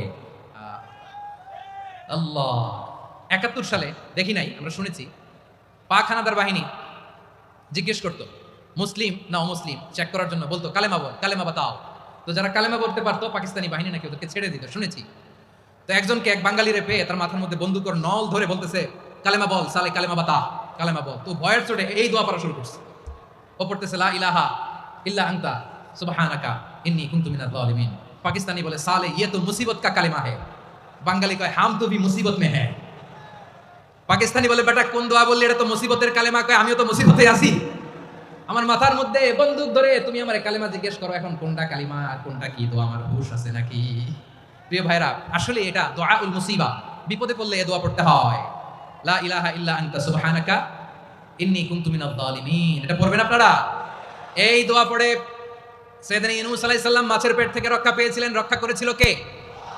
তুমি ইউনূস নবীরে যখন খাইলো মাছেতে গিলিয়া, ফেরেশতা পাঠাইয়া দিলে ইসমে আজম দিয়া। প্রাণে ছিল যাহার ভয়, সেথা পাইল আশ্রয়। প্রাণে ছিল যাহার ভয়, সেথা পাইল আশ্রয়। মাছের পেট হতে সে যে পেল পরিত্রাণ। আল্লাহু আল্লাহু তুমি জাল্লে জালালুহু, শেষ করা তো যায় না গে তোমার গুণগান। আল্লাহু আল্লাহু, সুবহানাল্লাহ পড়ে। লা ইলাহা ইল্লা আনতা সুবহানাকা ইন্নী কুনতু মিনাজ জালিমিন। বিষ্ণু বললেন, দেয়ালে পিঠ থেকে গেলে, চোখে মুখে অন্ধকার, বাঁচার কোনো উপায় নাই, তখন এই দোয়াটা পড়তে হবে। এই দোয়া পড়ে আল্লাহর কাছে ফরিয়াদ করলে বিপদ মুক্ত করবেন কে? কেন এই দোয়াটা আল্লাহর কাছে বড্ড প্রিয় জানেন আমার ভাইরা? কারণ এই দোয়ার মধ্যে 3টা জিনিস আছে। আমি যেরকম আঙ্গুল উঁচু করেছি, এরকম করেন তো। 3টা। কয়টা? 3টা। 1 নম্বরে হচ্ছে তাওহীদ, 2 নম্বরে তাসবিহ, 3 নম্বরে তাকরীর। আই রিপিট, আবারও বলছি, 1 নম্বরে তাওহীদ, 2 নম্বরে তাসবিহ, 3 নম্বরে তাকরীর। এই দোয়াটা আল্লাহর কাছে এত পছন্দনীয় কারণ এই দোয়ার প্রথম অংশে আছে তাওহীদ, আল্লাহর একত্ববাদের ঘোষণা। লা ইলাহা ইল্লা আনতা, ও আল্লাহ আপনি ছাড়া কোনো ইলাহ নাই, উপাস্য নাই। এই কথা বললে আল্লাহ বড় খুশি হয়ে যায়, সুবহানাল্লাহ পড়েন। এই দোয়ার দ্বিতীয় অংশে আছে তাসবিহ, মানে আল্লাহর প্রশংসা, প্রশংসাসূচক বাণী। সুবহানাক সুবহানাক সুবহানাক, ও আল্লাহ আমি আপনার পবিত্রতা ঘোষণা করছি, সুবহানাক। এই কথা শুনলেও আল্লাহ খুশি হয়ে যায়, সুবহানাল্লাহ পড়েন।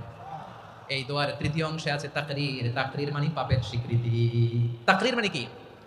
তাকরীর মানে পাপের স্বীকৃতি। এই দোয়ার তৃতীয় অংশে আছে ইন্নী কুনতু মিনাল যালিমিন, ও আল্লাহ আমি জালিমদের অন্তর্ভুক্ত। আল্লাহ আল্লাহ আমি জালেম, আল্লাহ আমি ভুল করেছি, অন্যায় করেছি, আল্লাহ আমি জালিমদের অন্তর্ভুক্ত। এই পাপের স্বীকৃতি, অ্যাকনলেজমেন্ট আল্লাহ বড় পছন্দ করে। যখন আল্লাহর কাছে আপনি ছোট হবেন, ছোট হতে হতে যত ছোট হবেন ওই দৃশ্যটা দেখতে আল্লাহ বড় পছন্দ করে, সুবহানাল্লাহ বলেন। 3 নম্বর অংশ ইন্নী কুনতু মিনাজ যালিমিন, আল্লাহ আমি জালিমদের অন্তর্ভুক্ত। সাইয়েদনা আদম আলাইহিস সালাম ভুল করে যখন নিষিদ্ধ গাছের ফুল খেয়ে ফেললেন, ফল খেয়ে ফেললেন, আল্লাহ বললেন আদম ক্ষমা পেতে চাইলে তুমি আর হাওয়া মিলে স্বীকৃতি দাও, পাপের স্বীকৃতি আর পড়ো। রব্বানা যালামনা আনফুসানা ওয়া ইল্লাম তাগফির লানা ওয়া তারহামনা লানাকুনান্না মিনাল খাসিরিন। ও আল্লাহ আমি আদম আর হাওয়া যালামনা আনফুসানা, আমরা আমাদের নফসের উপর বড় জুলুম করেছি। আল্লাহ ওয়া ইল্লাম তাগফির লানা ওয়া তারহামনা, আপনি যদি ক্ষমা না করেন, আপনি যদি দয়া পরবশ না হন, আপনি যদি রহম না করেন, আমরা তো ক্ষতিগ্রস্তদের মধ্যে শামিল হয়ে যাব। এই দোয়া করার সাথে সাথে সাইয়েদনা আদম আর হাওয়া আলাইহিস সালামকে ক্ষমা করে দিলেন কে? তাহলে এই দোয়ার 3 নম্বর অংশ তাকরীর, এটা আল্লাহ বড় পছন্দ করে। আমার কলিজার টুকরা ভাইয়েরা, গুনাহ করে শিকার যেতে হবে, এটা আল্লাহ ভালোবাসেন। সাইয়েদনা আবু বকর রাদিয়াল্লাহু তাআলা আনহু বিষ্ণু ইসা ইসলামকে বললেন, ইয়া রাসূলুল্লাহ আল্লিমনি দুআআন আদউ বিহি ফি সালাতি, নবী হে আপনি আমার এমন একটা স্পেশাল দোয়া শিখায় দেন যে দোয়াটা আমি নামাজে পড়ব।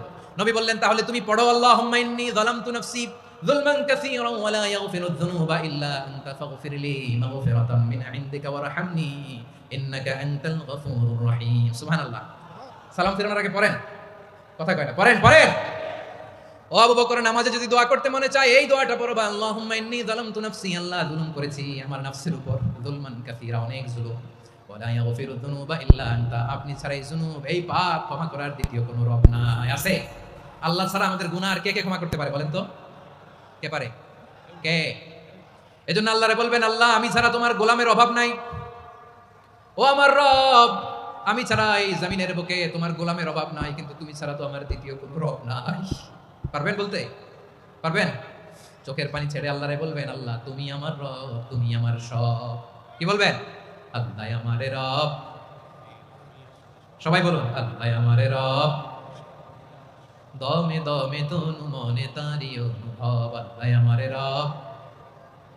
আল্লাহরে বলেন, আল্লাহ তুমি আমার রব, তুমি আমার সব। আল্লাহ আমি ছাড়া এই জমিনে তোমার গোলামের অভাব নাই, তুমি ছাড়া আমার দ্বিতীয় কোনো রব নাই। একথা বলে চোখের পানি ছেড়ে আল্লাহরে স্বীকৃতি দেন, আল্লাহ আমি পাপী, আল্লাহ জমিনে আমার চেয়ে বড় পাপী আর কেউ নাই। ওযু করে সিজদায় লুটিয়ে পড়ে চোখের পানি ছেড়ে আল্লাহরে পাপের স্বীকৃতি দেন, আল্লাহ এমন কোন জুলুম নাই, গুনাহ নাই আমি করি নাই, সগীরা কবিরা, জেনে না জেনে, ইচ্ছায় অনিচ্ছায়, শিরক বিদআতি সব গুনাহ করেছি। আল্লাহ আকাশের নিচে জমিনের উপরে আমার চেয়ে বড় গুনাহগার আর কেউ নাই। চোখের পানি ছেড়ে আল্লাহরে বলেন, আল্লাহ আমি ছাড়া তোমার গোলামের অভাব নাই, তুমি ছাড়া আমার দ্বিতীয় কোনো রব নাই, তুমি ছাড়া তো কেউ আমার গুনাহ ক্ষমা করার নাই, তুমি আমার রব, তুমি আমার সব। বলতে পারবেন? এই তাকরীর আমার পটুয়াখালী ভাইয়া, এই স্বীকৃতিটা দেখতে আল্লাহ বড় ভালোবাসে, কারণ আমরা সবাই গুনাহগার। আমরা সবাই কি? বিষ্ণু বলেন, কুল্লুকুম খাত্তাউন, বানি আদম তোমরা সবাই পাপী। সবাই কি? সবাই পাপী। আমরা সবাই পাপী। আপন পাপের বাটখারা দিয়ে অন্যের পাপ মাপি। আমরা যে পাপী এটা ভাবতে মনে চায় না কারো, খালি অন্যের পাপ দেখি আমরা, এটা ভুল। ওর এই পাপ, ও পাপী, ও জালেম, ও জাহান্নামী, এরকম একটা টেন্ডেন্সি। আমার যে কি হালাত এটার খেয়াল নাই। খেয়াল করতে হবে যে আমি সবচেয়ে বড় পাপী, ঠিক কিনা বলেন? পাপ করি না এমন কেউ আছি? হ্যাঁ আছি, আছি। কেউ না জানলেও জানে কি আমার পাপের ঘটনা? পৃথিবী না জানুক আমি তো জানি আমি কি পাপ করেছি। হায় ও আমার কলিজার টুকরা ভাইরা, মাথাটাকে নিচু করে জীবনের সব গুনার ফিরিস্তিগুলো একটা একটা করে স্বীকার করে আল্লাহরে বলেন, আল্লাহ আমি পাপী, আল্লাহ আমার চেয়ে বড় পাপী এই দুনিয়াতে কেউ নাই, আকাশের নিচে জমিনের উপরে আমার চেয়ে বড় পাপী কেউ নাই। একটা একটা করে আল্লাহ স্বীকার করি আমি পাপী, সব পাপের স্বীকৃতি দিলাম। পৃথিবী না জানুক আমি তো জানি আমি কি পাপ করেছি, হায় আমার পাপের করলে বিচার, বাচার আমার নাই উপায়।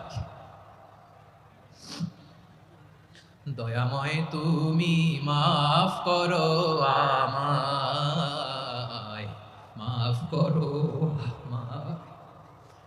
আল্লাহ তাআলা যদি দয়া করে আমাদেরকে মাফ না করে, আমাদের বাঁচার কোনো উপায় নাই। আপনি কি ভেবেছেন আপনার নামাজ দিয়ে আপনি জান্নাতে যাবেন? আপনি তাহাজ্জুদ গুজার, সেজদা দিতে দিতে কপালে দাগ ফেলেছেন, এটা আপনারা জান্নাতে নেবে না? আপনি এলাকার সবচেয়ে বড় হাতেম তাই দানশীল, এই দানের ভরসায় বসে আছেন কশিন কালো না। আমাদের নামাজ, আমাদের রোজা, আমাদের ইবাদত, এগুলোকে মিজানের পাল্লায় উঠালে কোনো ওজনই হবে না। তবে আমাদের একটা কৌশল জানা আছে, আমরা আল্লাহর রহমতের ভিখারি। আমরা সেদিন আগেই গুনার স্বীকৃতি দিয়ে দেব। আমরা বলবো, আল্লাহ তুমি প্রশ্ন করার আগে তোমার একটা কথা বলি, আমার কিছু জিজ্ঞেস করো না, আমি সব করেছি।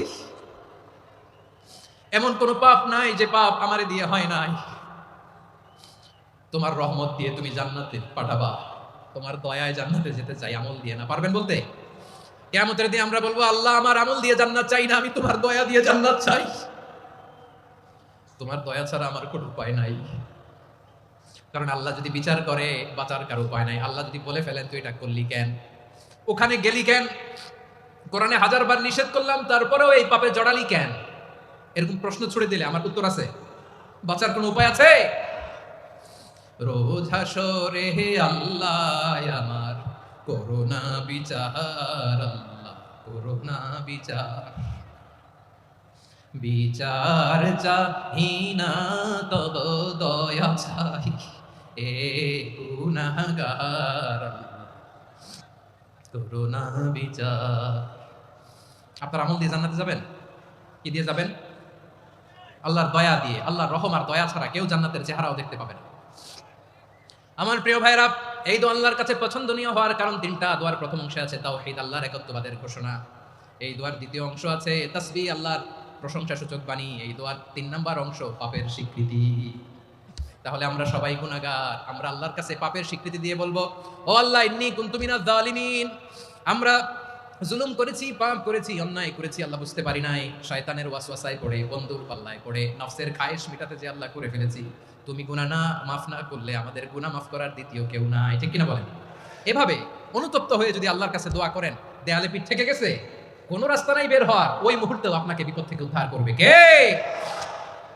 বিশ্বনবী চরম বিপদে পড়লে 2টা দোয়া পড়তেন। প্রথম হলো এটা, লা ইলাহা ইল্লা আনতা সুবহানাকা ইন্নী কুনতু মিনাল জালিমিন। এই দোয়াটা আমরা বেশি বেশি পড়ব প্রিয় ভাইরা। রাজি আছেন? সবাই আওয়াজ করে পড়ুন ইনশাআল্লাহ।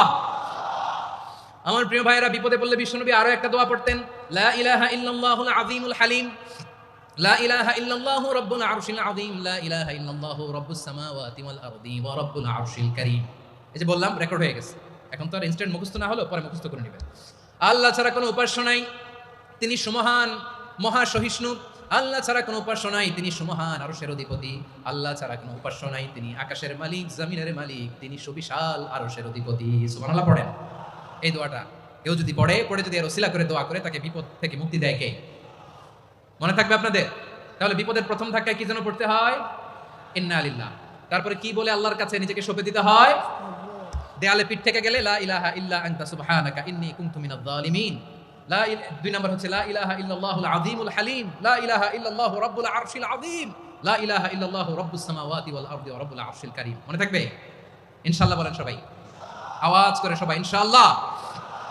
অনেক সময় এমন হয়, হঠাৎ বিপদের সম্মুখীন হই আমরা, রেডি হয়ে বের হয়েছি অফিসে, হঠাৎ অ্যাক্সিডেন্টে পড়ে যাই, হঠাৎ পেটের ব্যথায় অজ্ঞান, এরকম হয় না?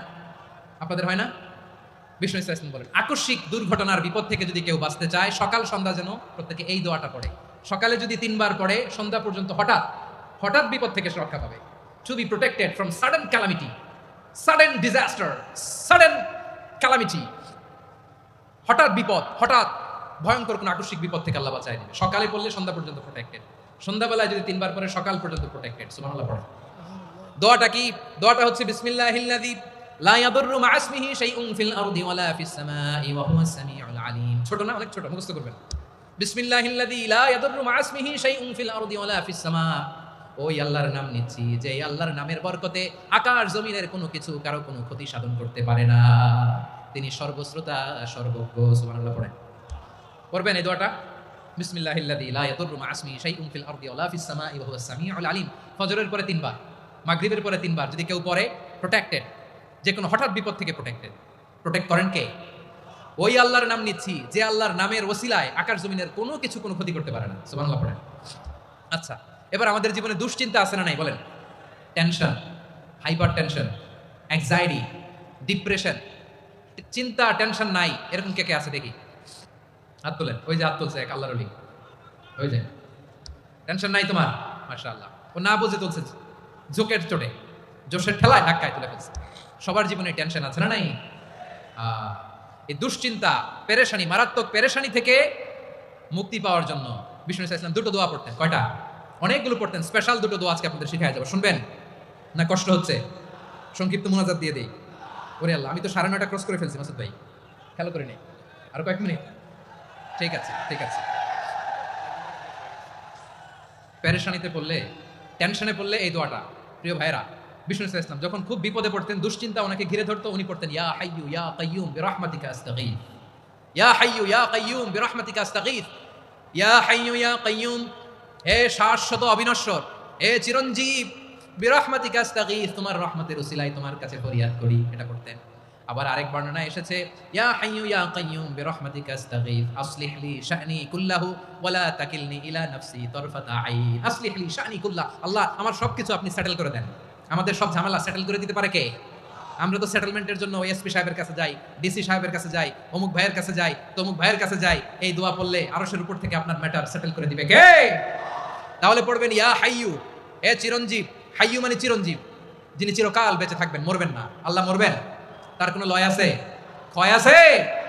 সূরা রহমানে আল্লাহ বললেন কুল্লু মান আলাইহা ফানি ওয়া ইয়াবকা ওয়াজহু রাব্বিকা যুল জালালি ওয়াল ইকরাম ফাবিআইয়ি আলাই রাব্বিকুমা তুকাযযিবান। জমিনে যা আছে সব ফান, ভ্যানিশ হয়ে যাবে, নিশ্চিহ্ন হয়ে যাবে, শেষ হয়ে যাবে, সব বিলুপ্ত হয়ে যাবে, একজন ছাড়া। জোরে বলেন তিনি কে? ইয়া হাইয়ু। আমার সাথে আওয়াজ করে পড়েন ইয়া হাইয়ু ইয়া কাইয়ুম ইয়া হাইয়ু ইয়া কাইয়ুম বিরহমাতিকা আস্তাগীথ আসলিহ লি শা'নি কুল্লা ওয়া লা তাকিলনি ইলা নাফসি তারফাতা আইন। এভাবে দোয়া করলে আপনাকে বিপদ মুক্ত করবে কে? এই দোয়াটা কেন পছন্দ আল্লাহর কাছে? কারণ এখানে আল্লাহর দুইটা সুন্দর নাম আছে, গুণবাচক নাম, আল হাই, আল কাইয়ুম। এই দুটো নাম আছে এখানে। আবার এই দুইটা আয়াতুল কুরসির অংশ। আয়াতুল কুরসির শুরুতে এটা আসরা নাই? হ্যাঁ, আসরা নাই। 3 নম্বর কারণ এটা ইসমে আজম। কোন দোয়াটা ইসমে আজম? যে দোয়া ওসিলায় দোয়া করলে আল্লাহ দোয়া ফেরায় না। অনেকগুলো মত আছে, সবচেয়ে ভ্যালিড মত হচ্ছে এটা, ইয়া হাইয়ু ইয়া কাইয়ুম। এর ওসিলা দিয়ে দোয়া করলে দোয়া কবুল করে কে? 2 নম্বরে বিশ্বনবী মারাত্মক বিপদে পড়লে আরেকটা দোয়া পড়তেন, আল্লাহুম্মা ইন্নী আবদুক। আগে দোয়াটা পড়ি, শুনেন। আল্লাহুম্মা ইন্নী আবদুক ওয়া ইবনু আবদিক ওয়া ইবনু আমাতিক নাসিয়াতি বিয়াদিক মাদিন ফিয়া হুকমুক আদলুন ফিয়া কাদাউক আসআলুকা বিকুল্লি ইসমিন হুয়া লাক সাম্মাইতা বিহি নাফসাক আও আনজালতাহু ফি কিতাবিক আও আল্লামতাহু আহাদাম মিন খালকিক আও ইস্তা'সারতা বিহি ফি ইলমিল গায়বি ইনদাক আন তাজআলাল কুরআনা রাবিআ কলবি ওয়া নূরা সাদরি ওয়া জালাআ হুজনি ওয়া যাহাবা হাম্মি। সুবহানাল্লাহ পড়েন। বিশ্বনবী বলতেন আল্লাহুম্মা ইন্নী আবদুক, ও আল্লাহ আমি আপনার গোলাম, ওয়াবনু আবদিক, গোলামের ঘরের গোলাম, ওয়াবনু আমাতিক, বাদির ঘরের গোলাম। মানে আল্লাহ আমি আপনার গোলাম, আমার বাবা আব্দুল্লাহ ছিল আপনার গোলাম, আমার মা আমিনা ছিল আপনার বাদী। মানে আমরা গোলাম বংশের সব গোলাম। নিজের এর চেয়ে আর ছোট করে আল্লাহর কাছে উপস্থাপন করা যায় আমার ভাইরা? কথা কি বুঝতেছেন? নিজেকে এর চাইতে ছোট, নগণ্য আর তুচ্ছ করে আল্লাহর সাথে প্রেজেন্ট করা যায়? বিশ্বনবী বললেন ও আল্লাহ আমি আপনার গোলাম, গোলামের ঘরের গোলাম, দাসীর ঘরের গোলাম, নাসিয়াতি বিয়াদিক, আমার মাথার চুলের ছুটি আপনার হাতের মুঠোয়। আপনি ডানে টান দিলে আমি ডানে যেতে বাধ্য, আপনি বাঁয়ে টান দিলে বাঁয়ে যেতে বাধ্য। সুবহানাল্লাহ বলেন। পিছনে 2-1 ভাই দাঁড়ালেন কেন? হ্যাঁ, বসুন। জায়গা চেঞ্জ করতেছে, সেই দুপুর থেকে বসে আছে আমি জানি জানি। মাশাআল্লাহ, কেউ 2-1 বেরিয়েছে, গ্যাপ পূরণ করতেছে। মাশাআল্লাহ পড়েন সুবহানাল্লাহ আলহামদুলিল্লাহ লা ইলাহা ইল্লাল্লাহু মুহাম্মাদুর রাসূলুল্লাহ সাল্লাল্লাহু আলাইহি ওয়াসাল্লাম। বিশ্বনবী বললেন আল্লাহ আমার মাথার চুলের ঝুঁটি আপনার হাতের মুঠোয়। আচ্ছা, এইভাবে কাকে ধরা হয়? যে খুব ছোট, ঠিক কি না? নিজেকে কত ছোট করলেন বিশ্বনবী। ও ও আল্লাহ, আমার মাথার চুলের ঝুঁটি আপনার হাতের মুঠোয়, আপনি ডানে টানলে আমি ডানে যাব, বায়ে টানলে বায়ে যাব। আল্লাহ, আসআলুকা বিকুল্লি ইসমিন হুয়া লাক নাসিয়াতি বিয়াদিক মাদিন ফিয়া হুকমুক, আপনার নির্দেশ আমার উপর কার্যকর হবেই হবে। আদলুন ফিয়া কাদাউক, আপনার ফয়সালা, যেই ফয়সালাই আপনি আমার জন্য করেন এটাই ইনসাফ। সুবহানাল্লাহ বলেন। আমরা আল্লাহর ফয়সালায় সন্তুষ্ট হতে চাই না। কত কমপ্লেইন, আল্লাহ তুমি এটা দিলা না, ওইটা পাইলাম না, ওইটা হইল না রে, এরকম অভিযোগ কমপ্লেইন আমাদের আছে না নাই? আর বিশ্বনবী বলতেন আদলুন ফিয়া কাদাউক, আল্লাহ আমার জন্য তোমার যেটা ফয়সালা এটাই সবচেয়ে শ্রেষ্ঠ ইনসাফ, এর চেয়ে ইনসাফ আর হতে পারে? এভাবে কায়মান বাক্যে আল্লাহর কাছে বিশ্বনবী দোয়া করতেন। এরপরে বিশ্বনবী বলেন, আল্লাহ তোমার যত নাম আছে সব নামের ওসিলায় দোয়া করি, যে নাম তুমি আমাদেরকে জানিয়েছো, যে নাম তুমি আমাদেরকে জানাও নাই, যে নাম তুমি কোরআনে নাজিল করেছো, যে নাম নাজিল করো নাই, যে নাম শুধু নবীদেরকে জানিয়েছো। আর আল্লাহর এমন কিছু চমৎকার চমৎকার সুন্দর সুন্দর নাম আছে, এই নামগুলো রব্বুল আলামিন কাউকে জানাবে না। সুবহানাল্লাহ বলেন। আমরা তো 99 নাম জানি, 100 নাম জানি আল্লাহ, কিন্তু আল্লাহর এমনও কিছু নাম আছে যেগুলো আল্লাহ বিশ্বনবীরও জানায় নাই, এগুলো আল্লাহ ইলমুল গায়বে রেখে দিয়েছেন। দোয়ার সময় বলবেন, আল্লাহ তোমার যেই নামগুলো জানি, যেগুলো জানি না, যেগুলো কোরআনে আছে, যেগুলো নাই, যেগুলো নবীরে খাস ভাবে জানাইছো ওগুলোর উসিলায়, যেগুলো কোনোদিন জানাবাও না তোমার ওই নামের উসিলাও তোমার কাছে যাবে। আল্লাহ কোরআনকে আমার হৃদয়ের বসন্ত বানাও, আমার বক্ষের জ্যোতি বানাও, আমার চিন্তা দুশ্চিন্তা তুমি দূর করে দাও। বিশ্বনবী বললেন, এই কালিমাগুলো, এই বাক্যগুলো পড়ে যদি কেউ আল্লাহর কাছে ফরিয়াদ করে, তার হৃদয় থেকে দুশ্চিন্তা কাটিয়ে দিবে কে? পড়বেন, এই দোয়াগুলো পড়বেন। আচ্ছা, সব শেষে বলি, ঋণের বোঝায় যারা জর্জরিত, বিষ্ণু ইসলাম চমৎকার একটা দোয়া শিখিয়েছেন। আমাদের অনেকে ঋণের বোঝায় জর্জরিত আছে না নাই? এদিকে কেউ আছেন? থাকলে হাত তোলার দরকার নেই, থাকলে এই দোয়াটা পড়বেন। এক সাহাবীর নাম আবু উমামা, নামাজের ওয়াক্ত ছাড়া উনি মসজিদে যেয়ে বসে আছে। বিষ্ণু বললেন, কিরে আবু উমামা, নামাজের তো ওয়াক্ত হয় না, মসজিদে কি? সাহাবী বলে, হুমুমুন লাজিমাতনি ওয়া দুয়ুন, নবী গো, ঋণের বোঝায় এমন টেনশনে আছি, ঘরে থাকতে পারলাম না, মসজিদে চলে আসছে। বিষ্ণু বলেন, আমি কি তোমার এমন একটা দোয়া শিখাবো যেটা বললে আল্লাহ তাআলা তোমার ঋণের বোঝা হালকা করে দিবে?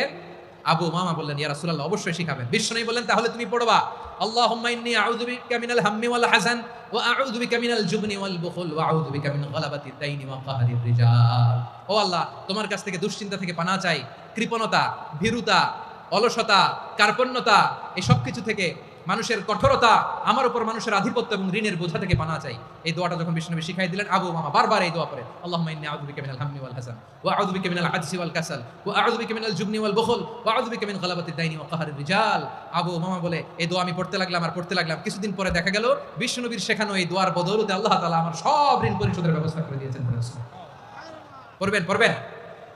আমার প্রিয় পটুয়াখালীর ভাইরা, বিশ্বনবীর জামাতা সাইয়্যিদিনা আলী রাদিয়াল্লাহু তাআলা আনহুর কাছে এক লোক এসে বলে, হে আলী, ঋণের বোঝায় আমি জর্জরিত, আমার কিছু অর্থ দিয়ে সাহায্য করো। সাইয়্যিদিনা আলী রাদিয়াল্লাহু তাআলা আনহু বললেন, আমি কি তোমার এমন একটা দোয়া শিখাবো যেটা বিশ্বনবী আমাদের শিখিয়েছেন? এই দোয়া যদি তুমি পড়ো, লাউ কানা আলাইকা মিসলু জাবালিন কাবীরিন দাইনান আদাল্লাহু আনকা, পাহাড় পরিমাণে যদি ঋণের বোঝা হয়, আল্লাহ এটা পরিশোধের ব্যবস্থা করে দিবেন। ছোট্ট একটা দোয়া বিশ্বনবী শিখালেন, বললেন, তুমি পড়বা, আল্লাহুম্মা কফিনি বিহালালিকা আন হারামিকা ওয়া আগনিনি বিফাদলিকা আম্মান সিওয়াক। মুখস্থ আছে? হ্যাঁ, আছে। আল্লাহুম্মা কফিনি বিহালালিকা আন হারামিক, আল্লাহ তোমার হালাল দিয়ে আমাকে পরিতুষ্ট করো, হারাম থেকে বাঁচিয়ে রাখো, আর তোমার অনুগ্রহে মানুষের মুখাপেক্ষী যেন আমি না হই, আমি যেন সবসময় তোমার মুখাপেক্ষী হই, ওই তৌফিক দিও। সুবহানাল্লাহ পড়েন। এই দোয়া বেশি বেশি পড়লে ঋণের বোঝা হালকা করে দিবে কে? তাহলে প্রিয় ভাইয়েরা, বিপদে পড়লেই প্রথমে কি পড়বেন? পটুয়াখালী ভুইলা গেছে, বিপদে পড়লেই প্রথমে ইন্না লিল্লাহ কি বলে নিজেকে আল্লাহর কাছে সঁপে দিতে হয়, হাসবুনাল্লাহ। চরম বিপদে দেয়ালে পিঠ থেকে গেছে, তখন লা ইলাহা ইল্লা আনতা সুবহানাকা ইন্নী কুনতু মিনাজ জালিমিন। এরপরে লা ইলাহা ইল্লাল্লাহুল আযীমুল হালিম, এই দোয়া। আকস্মিক বিপদ, হঠাৎ যেন কোনো বিপদ আমাকে পেয়ে না বসে, এটার জন্য বিসমিল্লাহিল্লাযী লা ইয়াদুররু মা ইসমিহি শাইউন ফিল আরদি ওয়ালা ফিস সামাই ওয়া হুয়াস সামিউল আলীম। সকালে 3 বার, রাতে 3 বার। আর মারাত্মক tension, hyper tension, anxiety, depression থেকে বাঁচার জন্য 2 দোয়া, ইয়া হাইয়্যু ইয়া কাইয়্যুম, ইয়া হাইয়্যু ইয়া কাইয়্যুম, মনে থাকবে? আর আল্লাহুম্মা ইন্নী আবদুক, এই দোয়া। ঋণ থেকে বাঁচার জন্য 2 দোয়া, আল্লাহুম্মা ইন্নী আউযু বিকা মিনাল হাম্মি ওয়াল হাযান, এটা। আর আল্লাহুম্মা কফিনি বিহালালিকা আন হারামিকা ওয়া আগনিনি বিফাদলিকা আম্মান সিওয়াক। আর সব সময় পড়ার জন্য একটা আমল দিয়ে যাই, উঠতে বসতে, অফিসে যাচ্ছেন, অফিস থেকে ফিরতেছেন, বসে আছেন, শুয়ে আছেন, ছোট্ট এক শব্দে আমরা যেন বেশি বেশি পড়ি, আস্তাগফিরুল্লাহ। আওয়াজ করে আমার সাথে পড়ুন, আস্তাগফিরুল্লাহ। আবার পড়ুন, আস্তাগফিরুল্লাহ। আল্লাহ রাসূল সাল্লাল্লাহু আলাইহি ওয়াসাল্লাম বলেন, মান লাজিমাল ইস্তিগফার, যে সব সময় এরকম ইস্তিগফারের সাথে লেগে থাকে, জাআলাল্লাহু লাহু মিন কুল্লি দীকিন মাখরাজা, আল্লাহ তাআলা তাকে কোনো বিপদে আটকান না, সে জীবনে আটকাবে না, যে কোনো বিপদে আল্লাহ তার রাস্তা বের করে দিবেন, way out, you will get a way out and solution. সুবহানাল্লাহ। ওয়া মিন কুল্লি হাম্মিন ফারাজা, দুশ্চিন্তা মুক্ত হবে, ওয়া ইয়ারযুকহু মিন হাইসু লা ইয়াহতাসিব, এমন জায়গা থেকে আল্লাহ রিজিকের বন্দোবস্ত করবে যেটা সে কল্পনাও করে না। আওয়াজ করে পড়েন সুবহানাল্লাহ। তাহলে মনে থাকবে আস্তাগফিরুল্লাহর কথা।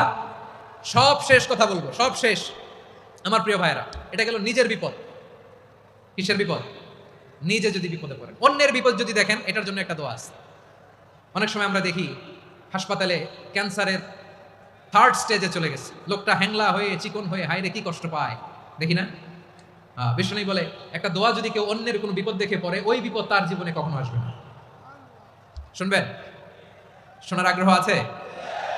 অনেক সময় হয় যে আমরা মহাসড়ক দিয়ে যখন চড়ি, দুর্ঘটনায়, আইরে আল্লাহ, দুর্ঘটনায় মানুষের মাথা একদিকে, দেহ আরেকদিকে, ব্লিডিং, এরকম হয় না? আল্লাহ তুমি হেফাজত করো। বিশ্বনবী বলেন এই দুর্ঘটনা দেখে কেউ যদি এই দোয়াটা পড়ে, তার জীবনে সে কোনোদিন এরকম অ্যাক্সিডেন্টের সম্মুখীন হবে না। শুনবেন? বিশ্বনবী বলেন অন্যের বিপদ দেখে কেউ যদি পড়ে, আলহামদুলিল্লাহিল্লাযী আফানি মিম্মা বিতালাকা বিহি ওয়া ফাদ্দালানি আলা কাসীরিন মিম্মান খালাকা তাফদীলা। মানে প্রশংসা সেই আল্লাহর, যে আল্লাহ তাআলা তোমাকে যেই জিনিস দিয়ে পরীক্ষা করেছে, আমাকে ওইটা থেকে বাঁচিয়ে দিয়েছে। তোমাকে আল্লাহ যেই বিপদে ফেলেছে, আমাকে ওই বিপদ থেকে তিনি মুক্ত রেখেছে, আর তার অনেক সৃষ্টির উপর আমাকে তিনি প্রাধান্য দিয়েছে। সুবহানাল্লাহ পড়েন। যে কোনো বিপদ, কারো ক্যান্সার দেখে যদি এই দোয়াটা আপনি বিশ্বাসের সাথে পড়েন, জীবনে কোনোদিন ক্যান্সার রোগে আক্রান্ত হবেন না।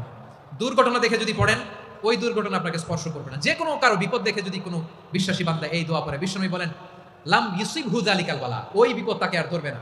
উফিয়া মিনহু মিন যালিকাল বালা কাইনাম মা কান, সে যতদিন হায়াত পাবে কোনোদিন ওই বিপদ তাকে স্পর্শ করবে না। এই দোয়াটা পড়তে রাজি আছেন আমার প্রিয় ভাইরা? তাহলে পুরো আলোচনার সেন্ট্রাল থিম হচ্ছে আমাদের জীবনে বিপদ আসবে, কষ্ট আসবে, দুঃখ আসবে, কিন্তু বিপদে আপদে আমরা হাল ছেড়ে দিব না, হতাশ হব না। মুমিন হতাশ হয় না, নিরাশ হয় না, হাল ছেড়ে দেয় না। মুমিন ভরসা রাখে একজনের উপর। আওয়াজ করে বলুন যিনি কে? বিপদে পড়লে আমাদেরকে উদ্ধার করে কে?